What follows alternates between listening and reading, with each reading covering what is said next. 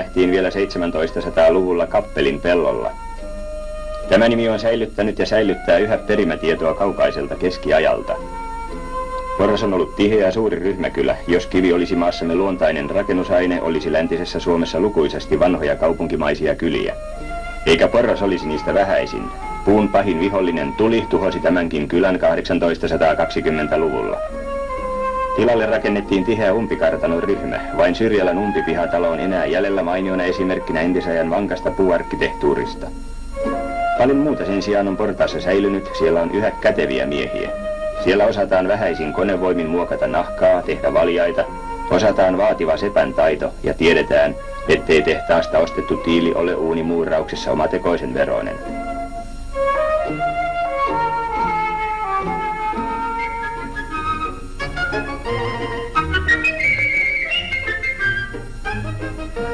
Kraanan tammi pyörii ja hevonen kiertää yksitoikkoista rataansa.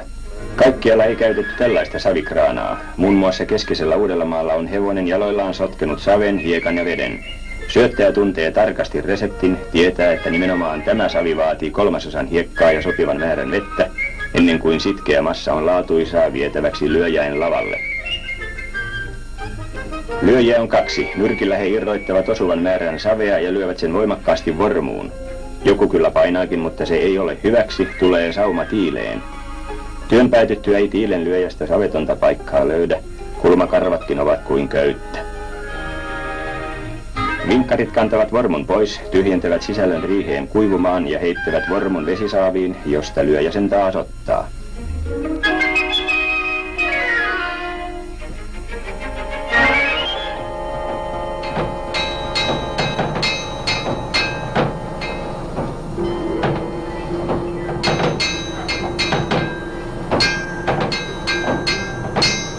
Erosen Eetu vei kärrynpyöränsä raudoitettavaksi. Kumipyörän valtakautena seppä ei enää usein saa tällaista tehtävää, sen verran kuitenkin, ettei isältä Seppä Mikolta opittu taito kokonaan unohdu. Ringin teko on jo aloitettu. Ensin pitää tuukata. Se merkitsee, että seppä ja apumies takovat raudanpään paksuksi, lyövät sen teräväksi ja halkaisevat.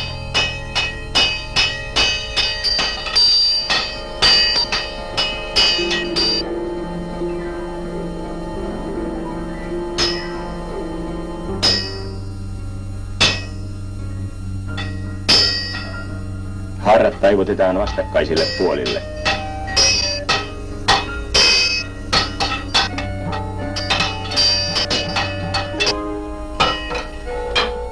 Vanteen pysyminen varmistetaan nauloilla ja siksi pitää tuleva rinki reiittää.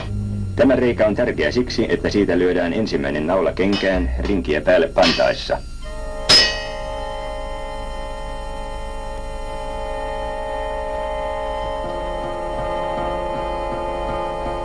Raudan katkaisukohta mitataan raudoitettavan pyörän avulla. Liidulla tarkka mitta ja siihen lisätään kokemuksen pohjalla arvioitu tuukauksen osuus. Pyörä merkitään niin, että myöhemmin tiedetään, mitä pyörää varten rinki on tehty. Liitumerkki kestää hyvin ahjon kuumuuden. Rauta katkaistaan ja pää käsitellään samalla tavalla kuin toinenkin.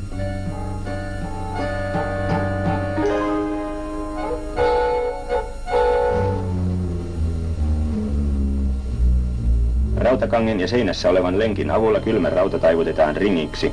Seppä vääntää ja apumies syöttää rautaa sekä kannattaa, ettei ringistä tule kierro.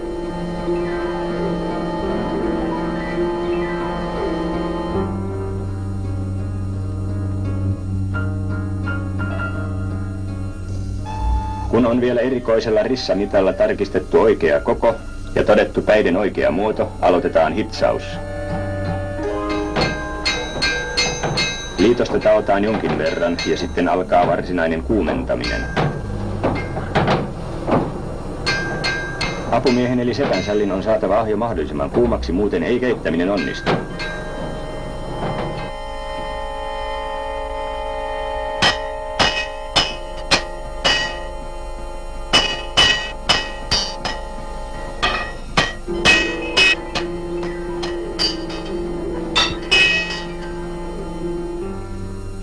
Seppämestari pitää rautaa tarkasti silmällä ja aivan määrätyssä vaiheessa hän heittää liitokseen hiekkaa.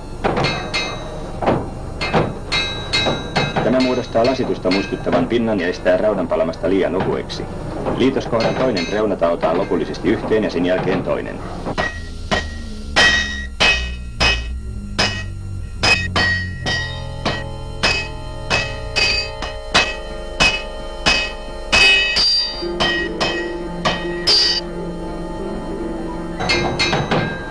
Takonaula ei halkaise puuta, se on tietty asia ja siksi niitä on nytkin tehtävä. Yhdellä kuumentamisella taotaan tavallisesti 4 naulaa. Sällin moukarin isku on luistava ja naula venyy helpon näköisesti oikeaan mittaansa ja jokaisella iskulla näyttää rauta kuumenevan vain enemmän. Mitan ja muodon saanut naula katkaistaan. Katkaisukohdasta muodostuu naulan kanta.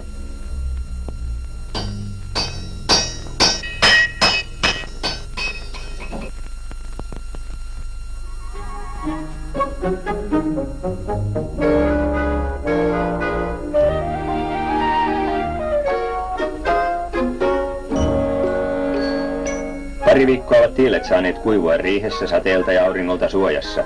Nyt on tullut niiden polttamisen aika. Mestari latoo tiilet harvaksi uuniksi, kuumenemisen tulee olla tasaista. Jos katosta ei olisi, saattaisi yllättämään päässyt sade nopeasti muuttaa vaivan tulokset takaisin alkuaineeksi.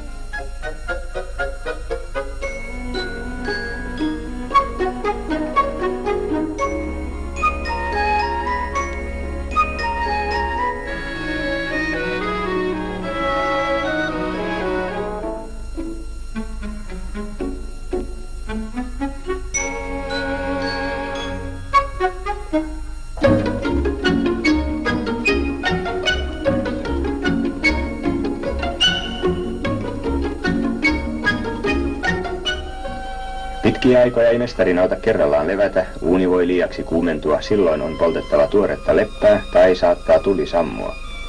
Mutta pienen torkun voi sentään aina ottaa.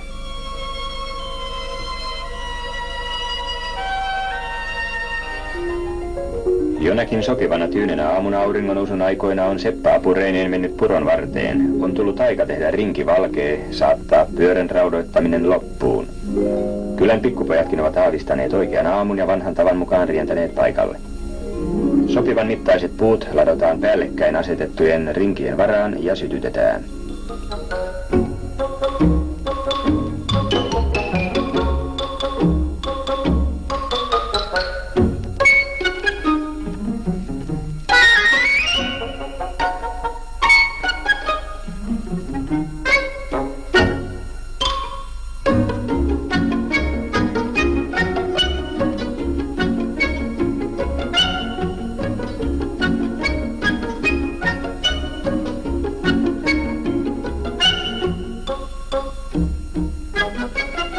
Pyöristä ensimmäinen on asetettu valmiiksi 3 kiven varaan. Tähän kuuluva rinki on kuumenevassa pinossa päällimmäisenä. Seppä apulaisineen, tässä työssä heitä on 2, nostaa kuuman ringin pyörän päälle ja lyö sen naulalla yhteen pyörän kehän kengistä.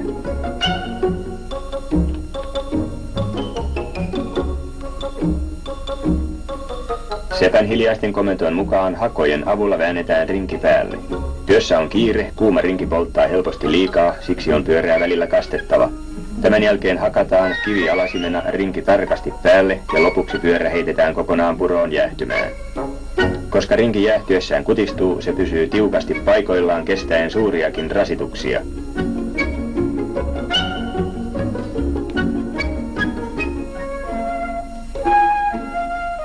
Harvoin enää tiilimiilut palavat, harvoin aamuvarhaiset rinkivalkeet. Vanhat taidot unohtuvat vähitellen. Taitajat niitä kuitenkin joskus mielellään muistelevat.